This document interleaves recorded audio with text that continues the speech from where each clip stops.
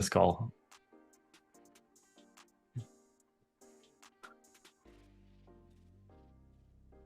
I've been putting in my shifts.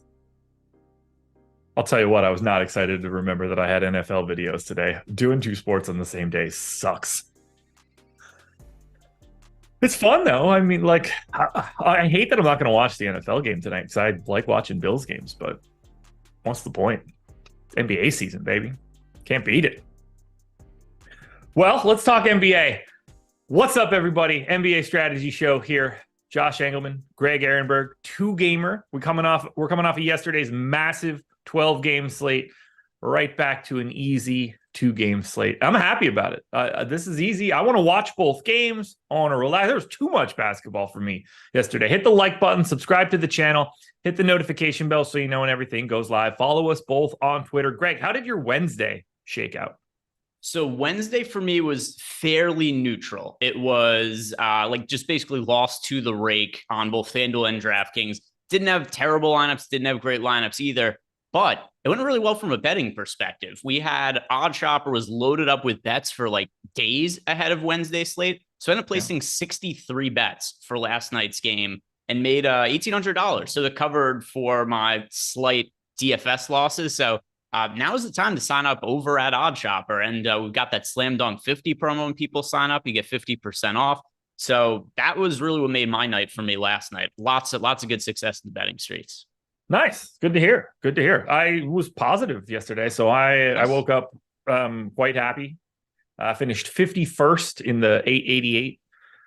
So that wasn't bad. Tyler Hero let me down. I'm shocked he wasn't better with all of that value that he has. That's more than Drew Holiday. I would have expected it to go a little different, but unfortunately it didn't. But finishing 51st was good enough for me. It was the only two lineups that I played. The other lineup didn't finish in the money, but they were both positive ROI lineups in post contest in both our source and potential other source that does exist.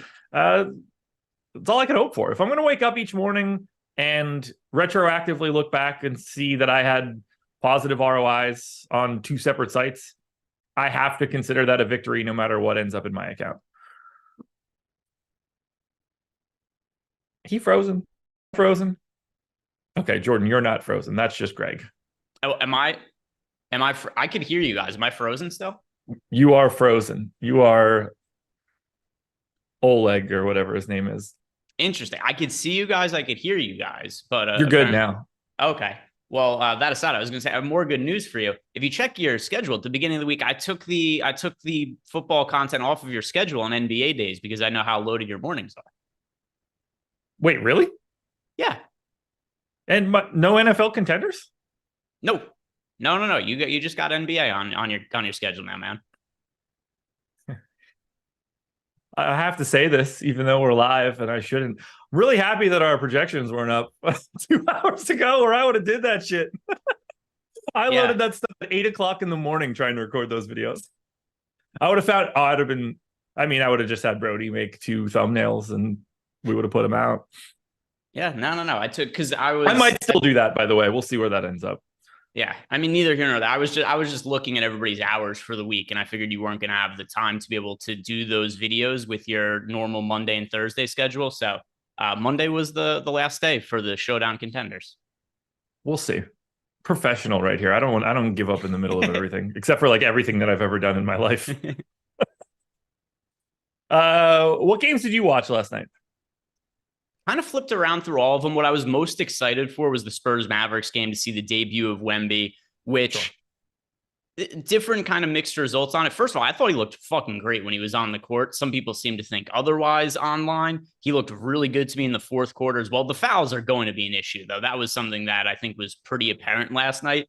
But if he is able to have games where he avoids foul trouble, he's going to be a headache because he's going to have games where he gets in foul trouble and plays like 22 minutes. And it seems like he's going to be like a 2 fantasy point per minute guy when he's on the court because he's just doing things all the time.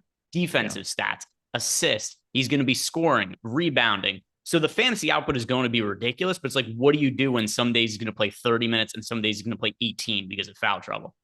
He's going to be just a roller coaster of emotions. But man, he is awesome. I tuned in pretty aggressively to Rockets Magic to start the day. That was less appealing than I wanted it to be. I watched my boy Franz stroke a couple threes right out of the gate. That made me feel pretty good. But the Houston offense was next level abysmal. And that ended up becoming pretty difficult to watch. I ultimately then switched over to Thunder Bulls because I had a lot of Bulls exposure across my two lineups. The Bulls were dog shit. That wasn't a fun watch. Thunder won by 20. Everything I turned on was garbage. Yeah, so the Bulls game was annoying because I also had a good amount of exposure to Zach LaVine. He was in, I don't remember exact number. He was in somewhere around half my lineups on DK last night, less than that on FanDuel. And at the end of the slate, I'm going like, oh, okay, maybe DraftKings knew that Zach LaVine was going to be the worst player in the NBA for a night and was going to instantly get into foul trouble because the first half, like Zach LaVine made 0 field goals and got into immediate foul trouble in that game. So I had a bunch of lineups where it was like, oh, everything looks good. And then one player just sucked. I didn't have any lineups where just everything came together. I was hoping I knew I had Luka like left in a lineup that was like, I knew that lineup was going to cash as long as Luka didn't like not show up. And I was just like, oh, I could have got a little bit more out of Tyler Hero. Nick Claxton was off to a pretty good start. That kind of tapered off a little bit. He was the utility center for me, but I don't know. I'm happy to get to this 2-gamer. We've got 76ers and Bucks, 2 teams that we have not seen yet. And then we get Suns, Lakers, 2 teams that we have seen, one of which is going to be likely not having Devin Booker. The other was the Lakers, and that's its own can of worms. You ready to break some of this down? Let's go ahead and get into it. 2 games, and we got some injury news to talk about somehow. We do indeed. 8 signups through the process. That's the shit. Okay. Philadelphia 76ers, 5.5-point dogs last I looked, 224 total in Milwaukee. James Harden not going to make this one. I think he's been might have an injury or something. I haven't been able to tell, but otherwise this should be relatively normal for the Sixers.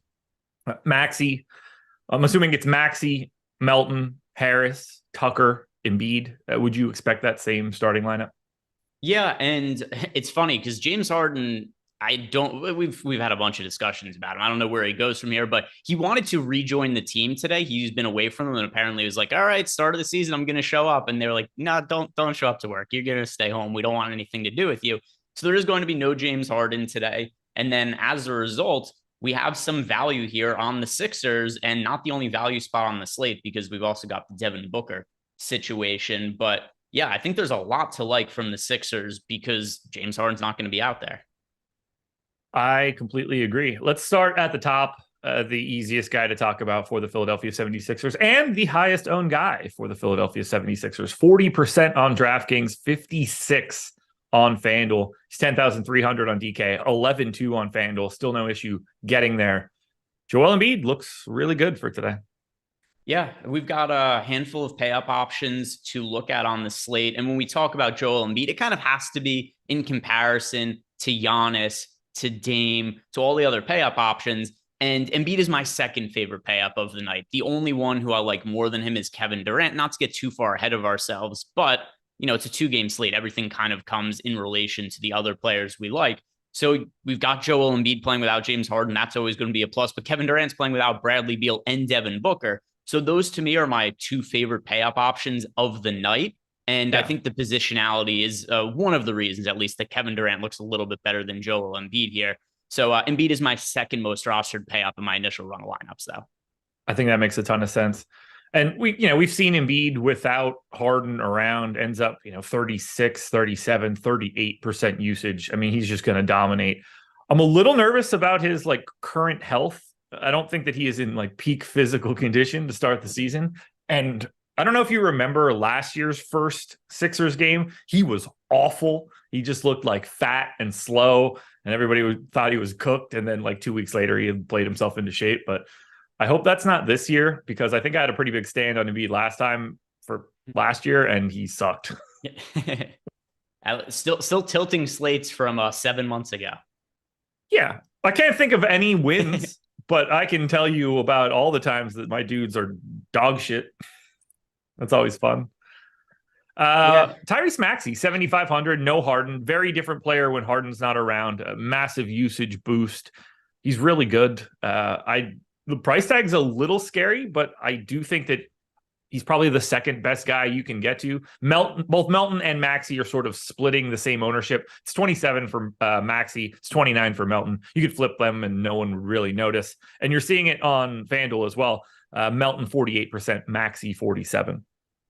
Yeah, and if I'm looking at my lineups right now, at least on FanDuel, I am getting to more of Melton. Melton's one of my most rostered players over on FanDuel, and then on DraftKings, I am also getting to more Melton. So just him being cheaper and the abundance of pay up options we want to get to today, even though it's only a 2-game slate, we've got 2 pay-ups. Joel Embiid, we already talked about, and Kevin Durant as well, who are really high priority plays. So while Maxey looks really good and he's somebody I'm going to be getting exposure to, Melton's my preferred guard from the 76ers just because he gives me more of the flexibility to be able to spend up for those studs I want to. It's funny, like you say that there's these 2 pay up priorities and neither one of them is the 1.65-ish fantasy point per minute Giannis. Well, part of that too is, and I mean, we'll get there when we get there, which is going to be shortly, is that he's got a new teammate in Damian Lillard, who I think is going to cut into that points per minute production a little bit. Just a hair. Dame tends to shoot a little bit more than Drew Holiday did. This is true. No disagreements on Melton. I like the value there. How do you feel about Tobias Harris? 6,600 on DK, 6,800 on FanDuel. He's twice as owned as he is on FanDuel in comparison to DraftKings, 38% to 15%. But with Harden not there, it just moves him up a notch and creates a couple extra shot attempts. So I view him wildly different on DraftKings than I do on FanDuel. On FanDuel, where we just don't have the best forward options, the small forward, power forward positionality makes him a very high priority. So my initial run of lineups is nearly half of my top 150 lineups over on FanDuel. On DraftKings, on the other hand, I'm a little bit closer to the field. He's only projected for 15% ownership, and I have him in 18.7% of my top 150 lineups on DK. And this, a lot of it has to do with we have more positional flexibility on DraftKings. A lot of these spots are easier to fill. But then in addition to that, it goes back to what I said before, where because there's so much more flexibility on DK, it's so easy to go stars and scrubs today. Whereas on FanDuel, where we just have to play multiple guys, 2 small forwards, 2 power forwards, I find that Tobias Harris is like a must-play type guy on FanDuel. The fixed nature of FanDuel's positions just changes the way some guys have to get used. There's sometimes you'll just end up with a thin position.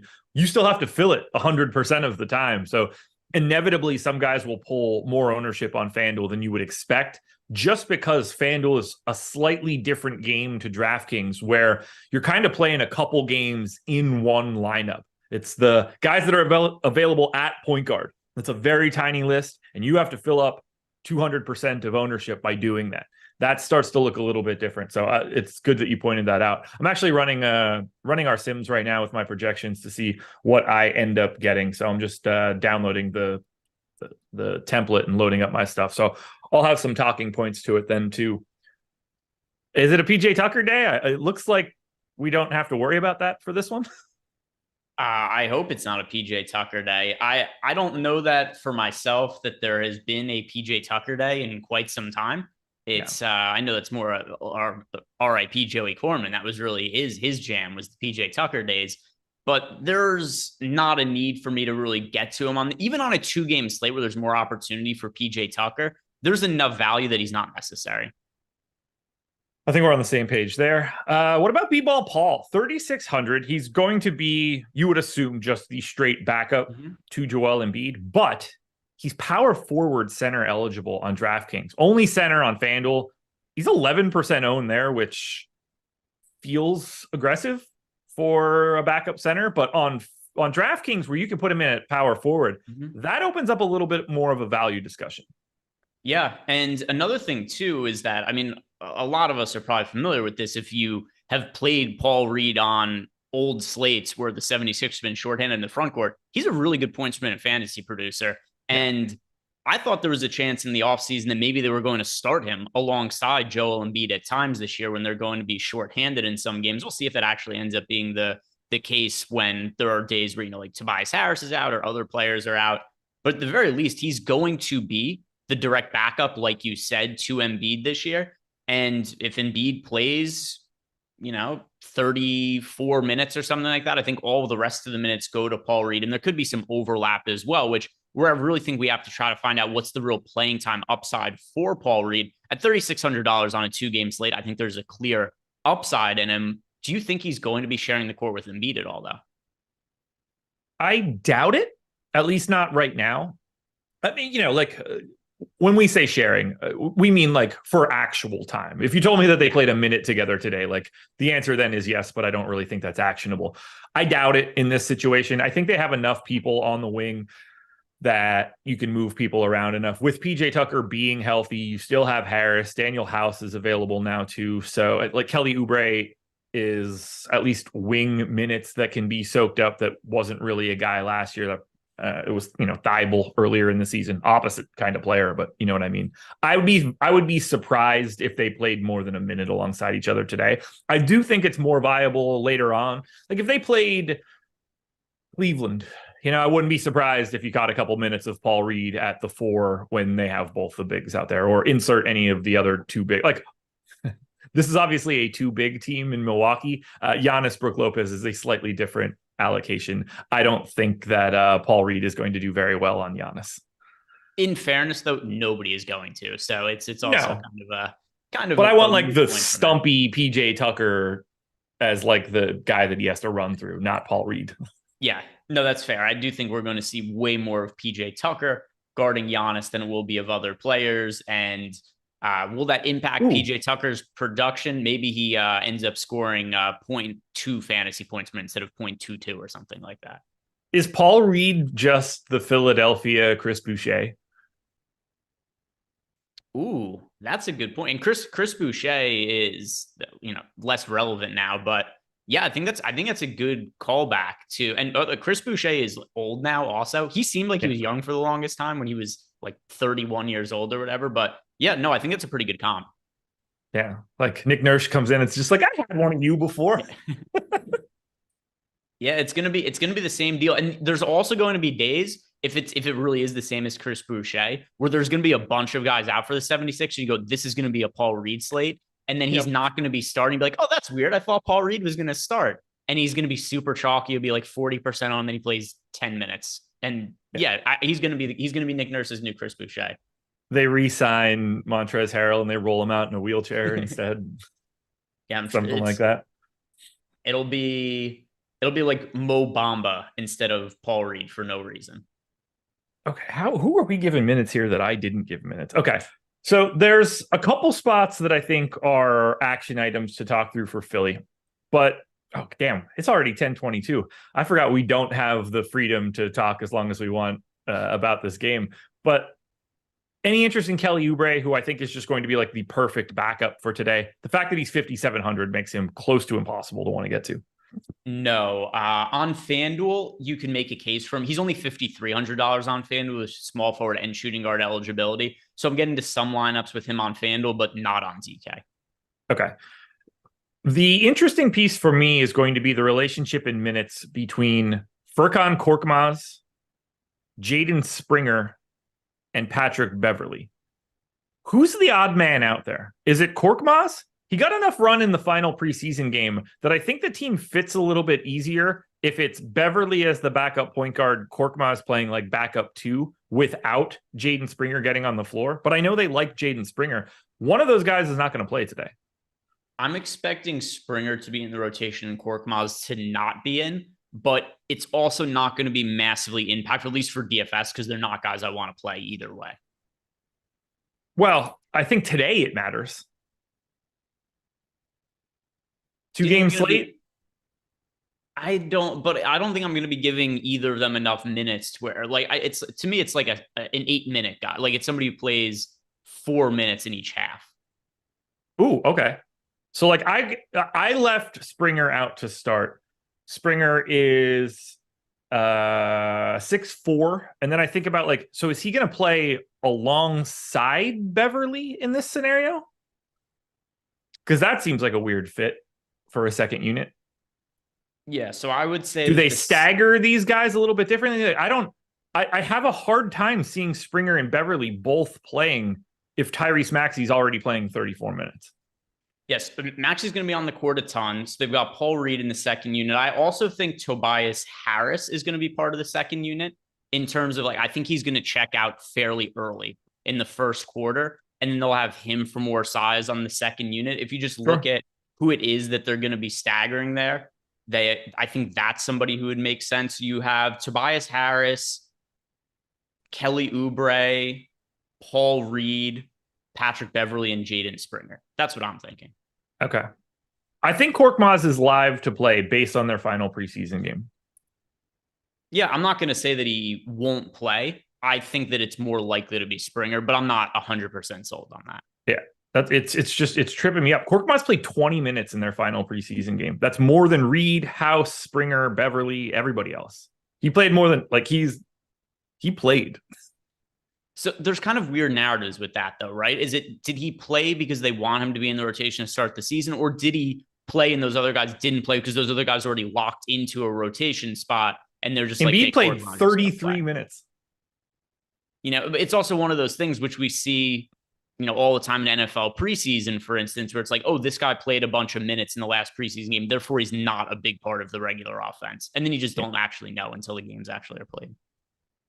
Maybe we're giving Pat Bev too much credit, and it's Korkmaz and Springer, just like the minutes showed, and Pat Bev is the odd man out. But that also seems like Pat Bev from the bench not playing is not the squeaky wheel you're looking for. Yeah. So I find those three interesting. Pat Bev is useless. He's 4,500. You don't play him anyway. But Korkmaz is 3,300 at small forward. That's usually a tough position to fill. I'm not going to have a mass amount of interest in any of them. If I had to play one, it would be Springer as of now. Let's see. Did I get any of those guys that I have projected in? Okay, I didn't get any of them anyway. So I didn't project Springer, and I did project Bev. I didn't get any. And then I did project Korkmaz as well, and I still didn't get any. So not sure that any of the shit that I'm saying matters. Anything else for Philadelphia? Nope. All right. Tip-off is the promo code, folks. You see the banner nowhere on the screen. Oh, on the bottom of the screen. Haha, good work, Jordan. Tip-off is the promo code. Banner on the bottom of the screen. 20% off any NBA package you choose.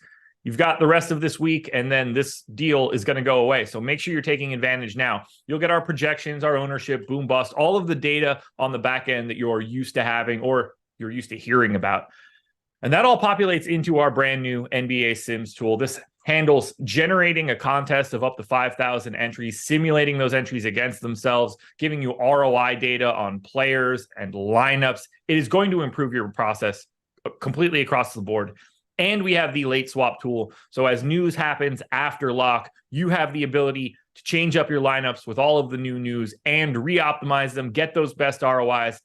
You need to do this in order to have a fighting chance. You're putting yourself behind the eight ball. Too many other people out there are going to be making late swaps. You can't just put in a lineup at 7 o'clock and hope that that's good at 10 o'clock. That's going to be really difficult to do throughout the season, especially on days with a lot of games.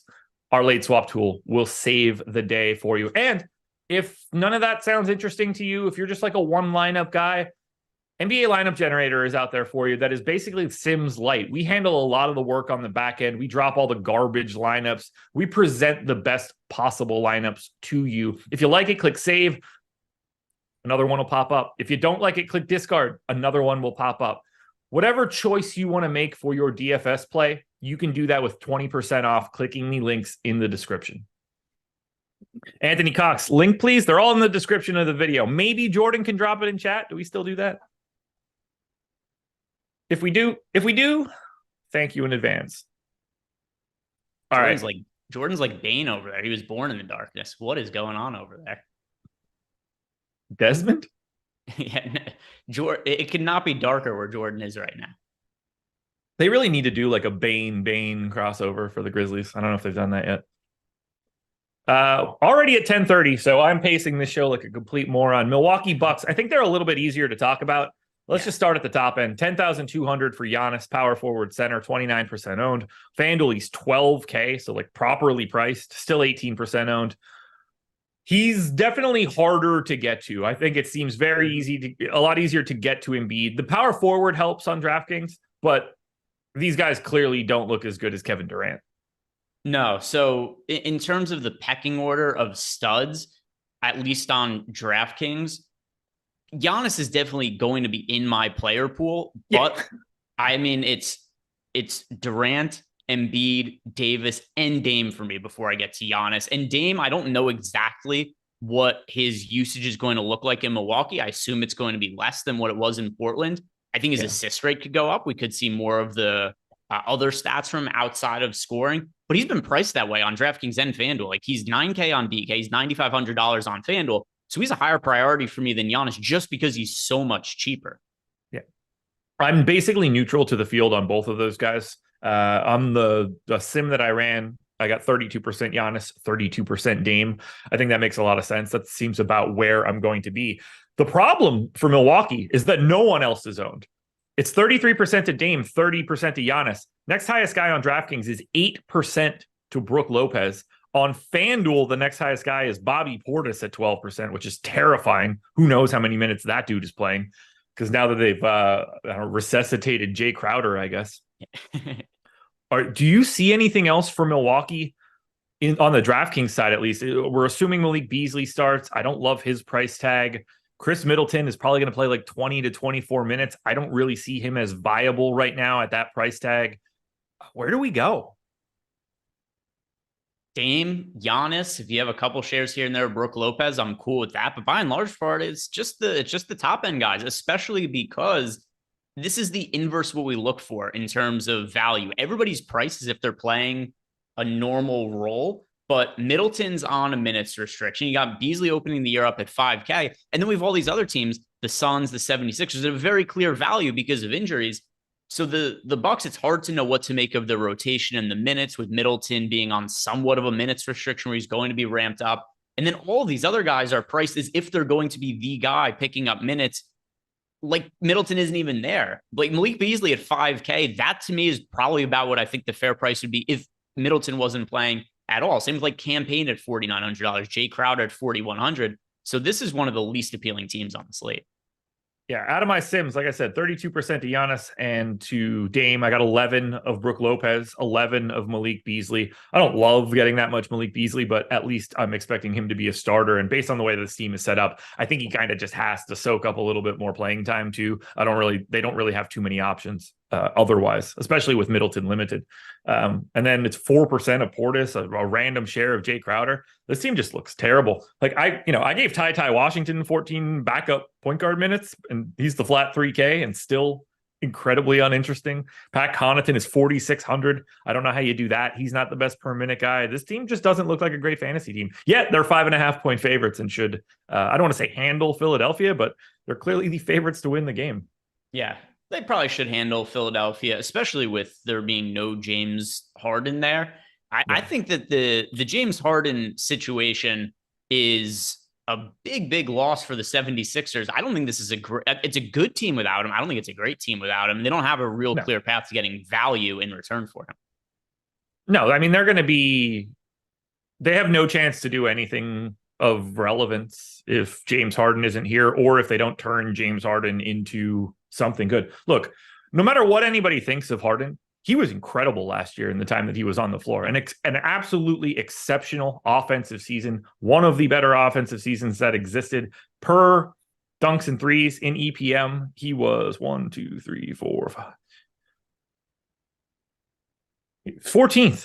in offensive EPM. Like, I mean, that's a massive score.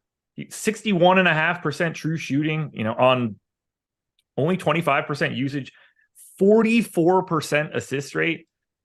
They're not going to fill that with anything resembling his skill set. It's just not going to happen. Nope. At least you don't expect it. I can't say no. Daryl Morey, I apologize. I don't want to count you out there, especially since you follow me on Twitter. I assume that you can turn him into Shai Gilgeous-Alexander today, and I wouldn't be all that shocked. But I would be. I don't want to besmirch Daryl Morey. He's the only person of relevance that follows me like that. All right. I gotta send him another DM. There's just nobody else. You ever find you just go through the people who follow you and there's like random players or whatever that follow you and can't. I have a couple that are weird. Shut up. Watch. I don't remember all of them off the top of my head any longer. Definitely an MMA fighter that I was really surprised to get. Henry Abbott followed me, which was really cool to see a while back. Sometimes they pop up, but the Daryl Morey one really is to me the top of the food. Like, I don't know how that happened. When it happened, I was not saying nice things about the Philadelphia 76ers. Yeah, Morey is definitely a cool one. Also, he's kind of involved. Isn't he invested in some DFS or like betting platform or something? Maybe I'm wrong on that. I don't know. You used to be able to see. Okay, I'm going to scroll back and see if I could find. I know I should be doing this. Yeah, there's Henry Abbott. Henry Abbott would definitely never follow me. I've said not nice things. I'm sure he's not aware of it, but I've not said nice things about him on Twitter. Biggest follower I got in June of 2022 was Big T, so I think I could keep scrolling there. It's not who we're talking about. Yeah, Daryl Morey, August 2021. It's that long ago? Holy shit. Oh god, who was the MMA guy? Maybe he wasn't the most followed or the biggest dude when he followed me. I tweeted about. I'll have to find it because you'll care. It was weird that whoever this was followed me. Like James Krause. Like, I don't want to no. So like it wasn't Ankalaev, but it's like that name. It's like a Dagestani type fighter. Oh, that's weird. It was probably like Ali Abdelaziz then managing the. No. It's like a middleweight or light heavyweight, either UFC or Bellator, dude. But most of those fighters are managed by Ali, and he manages their Twitter accounts as well. It's weirder. I wasn't tweeting about him. Like, it is out of context, as weird as it could be. But yeah, I see where you're going with that now. Anyway, nobody cares. This is the least interesting thing I could be talking about at this point in time. Do you have anything else you want to touch on for Milwaukee? This is why we get behind. If we look at them from the FanDuel point of view, I think Malik Beasley is worth getting shares of there. He's projected for 10% exposure over on FanDuel, and I think that makes sense. He's $4,500 shooting guard, small forward eligibility. So a few $100 cheaper over on FanDuel. Good positionality. So I'm getting to some of him on FanDuel where I wasn't on DK. Alrighty, folks. Well, we've reached the pseudo halfway point of this show. Bet365 is the sponsor of this one. If you want to sign up at Bet365, you should do that. And you should do it right now. If you're in one of the following states, everything that I say to you is incredibly important. Kentucky, Ohio, New Jersey, Virginia, Iowa, Colorado. Kentucky, you guys are lucky in this particular read and for nothing else at all. Bet $1, get $365. What a deal. $1 turns into $365. This deal is going away maybe quicker than the tip-off promo. If you live in Kentucky, this could be your way out. $1 to get $365. If you're not in Kentucky, if you are in Ohio, New Jersey, Virginia, Iowa, or Colorado, bet $5, get $150. Now, you got to be 21 or over in those states, 18 or over in Kentucky. If you have a gambling problem, please call 1-800-GAMBLER. Game 2, Phoenix Suns, 10 p.m. start, 5.5-point dogs in LA, 223 total. Bradley Beal, doubtful. Devin Booker, doubtful. Nonsense. This game, nonsense. Kevin Durant is 8,900 with no Booker, no Beal, projected for 75% ownership, and every bit of that is correct. Yeah, I was talking before about Kevin Durant in relation to Joel Embiid. Durant's my favorite pay-up option on the slate. Embiid is number 2. Then there's kind of a drop-off before you get to the likes of Anthony Davis, Giannis Antetokounmpo, and Damian Lillard. These are the two guys, and there's enough value on the slate where it's pretty easy to jam them into the same lineups.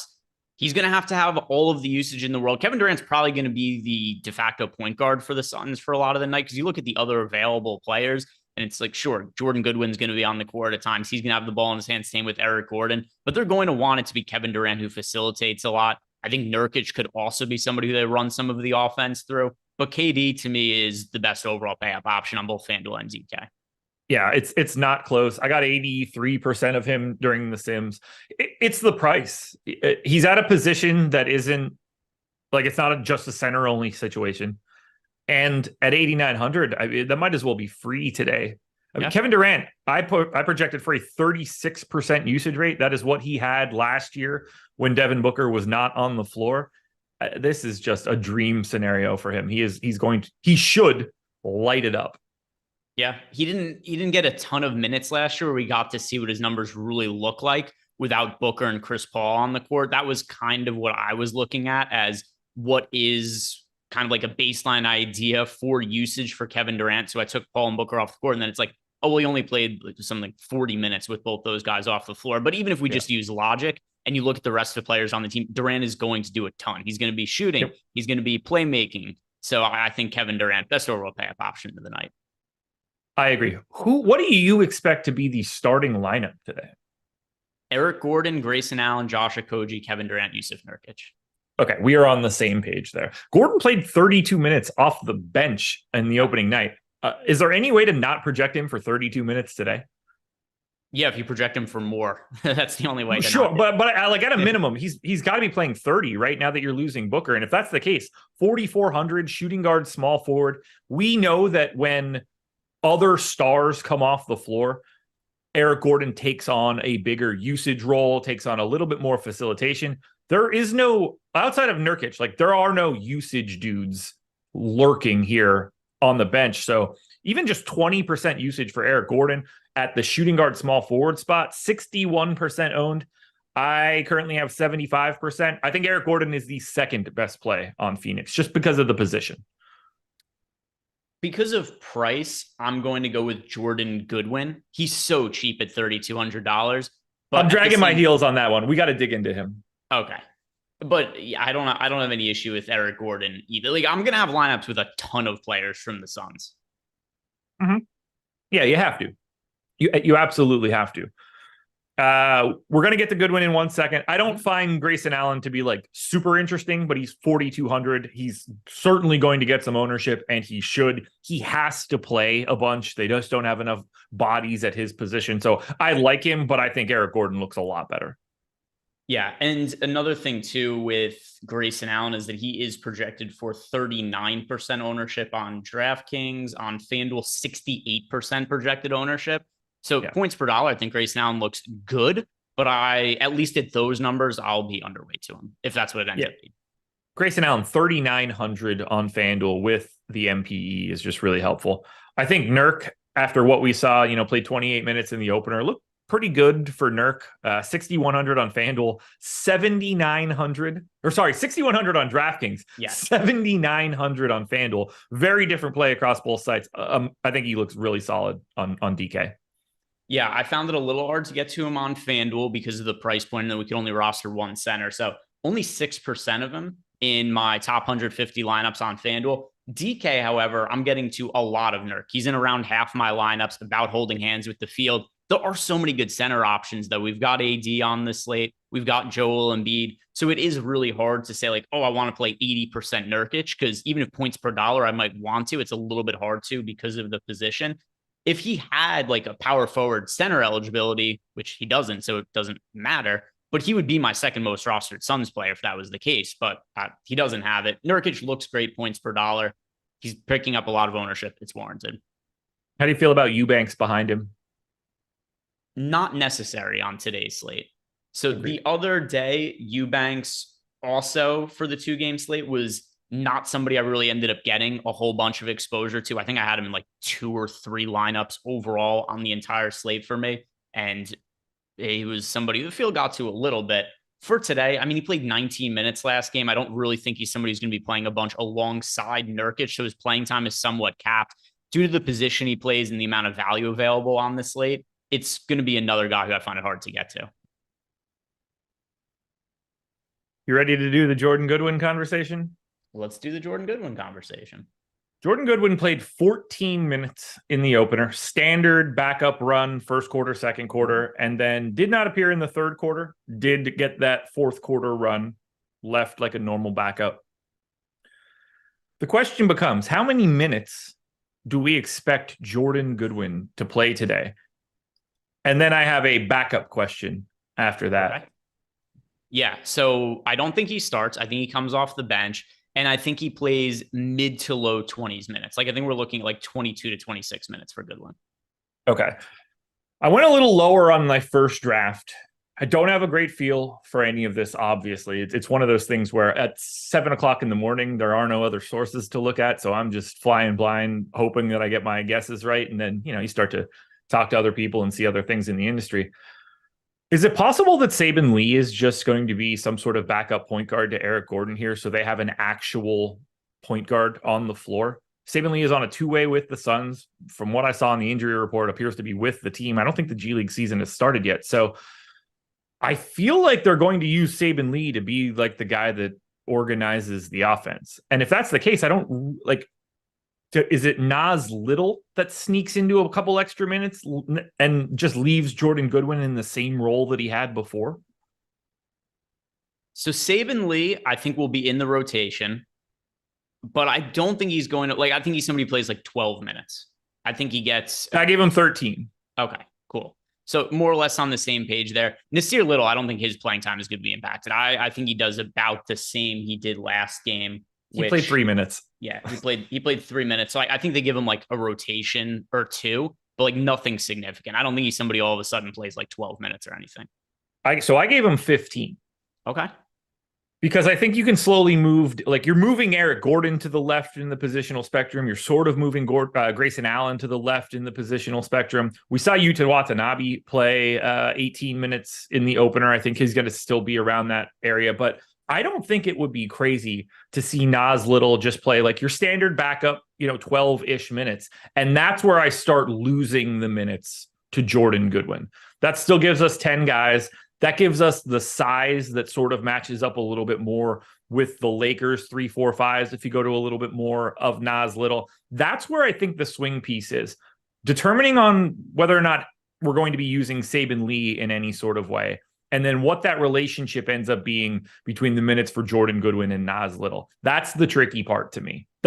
Look, if Jordan Goodwin is 90-something% owned, which I think will come down, then there's way more than a 5% chance that Nas Little just plays like a backup 16 minutes for sure.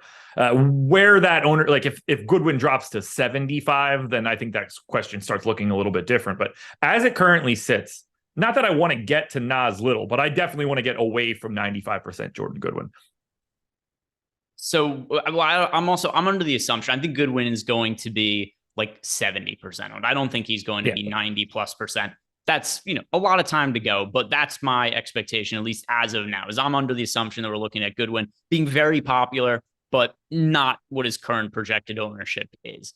If he does actually end up being like 90+%, then you could really make a case for Saban Lee as being a direct leverage play, because if Goodwin doesn't get the minutes, it's because Saban Lee ends up getting the minutes.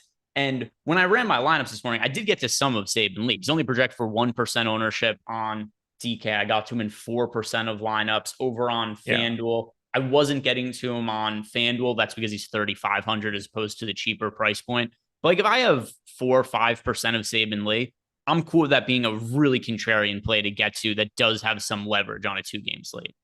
Yeah, I got 6%, so we're basically talking the same way. I don't have much to say about Josh Okogie. He's just sort of like a dude that's going to play that is like wildly uninteresting, but you have to get to because he has minutes. I don't think there's a lot of talking points there, but very interesting dynamic here for Phoenix. It's going to be way more interesting when one of those doubtful idiots get ruled in at 8:30. But that's what you use the late swap tool for. If that does happen with somebody, it's going to be Devin Booker. I mean, we already saw that the other day where it was Devin Booker out of nowhere is questionable. Then it was, well, he says he's going to play. Then all of a sudden, Woj reported that he was iffy to play. It was going to be a game time decision. Like an hour later, it comes out, hey, Devin Booker is going to play. So they've already screwed around with his injury status a pretty good amount ahead of the first game of the season. I wouldn't be stunned if things change ahead of the slate for today. But at least as of now, I'm under the assumption Booker does not play.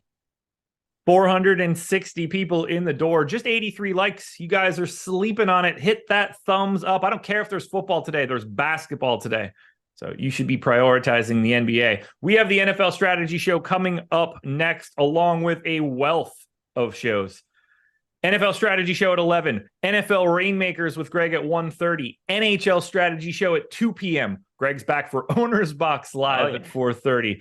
NBA live before lock at 6:30. There is no NBA deeper dive tonight because of the NFL game. You still get NFL Showdown live before lock at 7:30. Do you want to close out the Lakers quickly?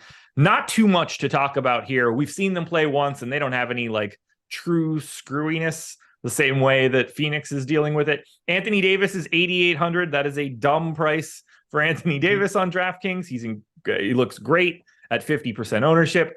LeBron James is 8,700, small forward, power forward, only 28% owned. I know people are going to be a little bit nervous about LeBron here because of the reduced minutes, but at 30 minutes at 8,700 on a 2-game slate, he's still very, very in play.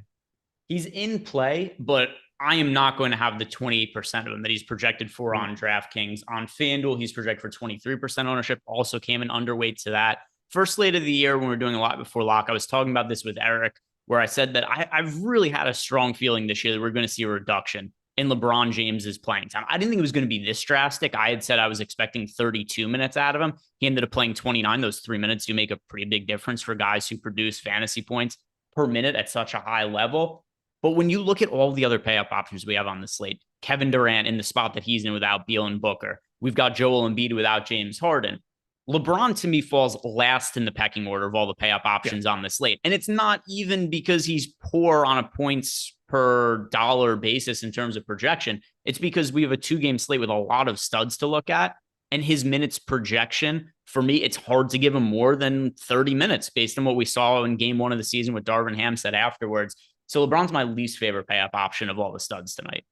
Yeah, I got 22% on the run. I think that looks about right here. The positionality really helps. Being small forward, power forward just sort of like forces him into a little bit of stuff. The highest owned guy on the DraftKings side, just behind Anthony Davis on the FanDuel side, D'Angelo Russell, 5,500 and 6K across both sites. Played massive minutes in game 1. Assuming he does that again, I think he, like, ignoring position, I think he's the best Laker. I hate it. For me, I have the most of Anthony Davis on both FanDuel and DraftKings. Okay. $8,800 for him on DraftKings. FanDuel, 10,300. But he is the power forward and center eligibility. And I'm getting to D'Angelo Russell underweight to the field too. Underweight to the field to him because he's projected for an absurd amount of ownership. D-Lo, 56% on FanDuel. DraftKings at 5,500, projected for 63% ownership. Good play points per dollar. That's just more of D-Lo than I want. Yeah, I have 87%, but I do have him slightly. I mean, I have him at a fantasy point per minute, so I don't think I'm too crazy, but that might be a little high. I'm gonna have to be pretty high to want to play 87% of D-Lo, though. That's for sure. The only other guy that's getting any real love, Austin Reeves is in at 37%, and Game 1's hero, Taurean Prince, is in at 17%. Prince is the guy that I'm getting way more than that 17 number. He played massive minutes. I don't know why that would change heading into Game 2. 4,300, small forward, power forward. I have 44%. He is my highest leveraged Laker. I'll tell you why I think it might not be the same and why I'm projecting for a little bit less minutes. We've seen the Lakers go with a hot hand approach with Darvin Ham, even going back into the playoffs, where if you remember last year, it'd be like Rui plays really well. All of a sudden, Rui's playing 36 minutes in the playoffs. Then all of a sudden, he's missing shots. He's back down to 18 minutes. I think there was 2 main reasons why Taurean Prince played so many minutes. He made his shots. He went 4 of 6 from 3, which I don't think is going to be replicated. If something happens where he misses a couple of shots, Rui comes off the bench and Rui plays really well, then Prince's minutes are going to evaporate. I think this is something that we've seen out of Darvin Ham that I feel pretty good about. I don't know who the player is going to be that plays the most minutes, that is like that tertiary piece of the offense, but it's not going to be Taurean Prince every day. There are going to be Rui nights. There are going to be Christian Wood nights where he's making shots off the bench and they just ride with him. The ownership on Taurean Prince is low enough to what you were saying before, where like the field isn't going back to him. I have a feeling that's going to come up throughout the day just because he was so good in the first game of the season.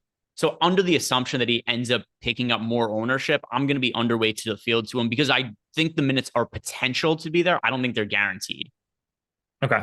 Yeah, I don't think that would be crazy if he just played 26 and those other 4 minutes that don't get him to 30 go straight to Rui, basically. And, you know, you get him at 20 minutes, then something along those lines. Does anybody else look any good to you for the Lakers?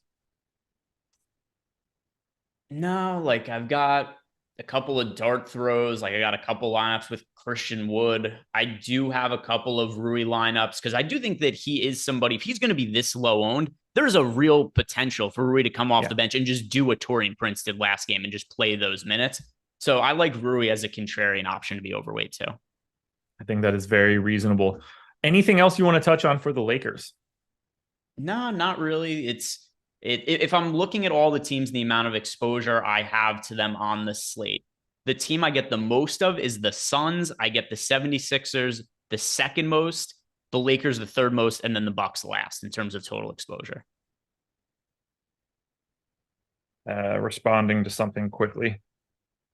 Oh, come on. Stupid autocorrect. Anyway, I want to hit on one thing before we get out of here. We're going to have the NFL strategy show coming up next. But if you are a sports betting guy, I know Greg put out a tweet earlier today. I think that was earlier today. That could have been last night, but the principle is the same, detailing out some of the bets that he's made to start the NBA season. It's been going great for OddsShopper. If you want to sign up for OddsShopper, there's going to be a link in the description of this video. Promo code is SlamDunk50. You can get it for 50% off. It's promo for new and canceled users. If you're looking to get into sports betting, you can shop around, get the best possible lines. You'll see some sportsbook deals if you haven't had them yet. We're taking a market-based approach to beating the books. This is going to be the best way you can do it. Get expected value rates, expected win rates, bet size calculations. There's a lot going on. Player props, sides, totals, all that good stuff. But check out Greg's tweet. He's having a ton of success with OddsShopper. I will be taking over that mantle in January, I hope, once North Carolina gets on the legal side of things. But you have the opportunity to get our OddsShopper package for 50% off. Don't sleep on that bad boy. Anything else you want to touch on, Greg? No, just check out all the rest of the content today. We got a lot. We're covering football today. We're covering basketball. So if you guys haven't done it, like the video, subscribe to the YouTube channel. That's everything, folks. Contenders videos coming out in a bit. Prize picks as well. 2-0 on both days to start the season. You cannot beat that stuff. NFL strategy show coming up next. Enjoy NBA Live before lock later tonight. It's going to be a great night. Good luck, everybody. Win some money. We'll talk to you later.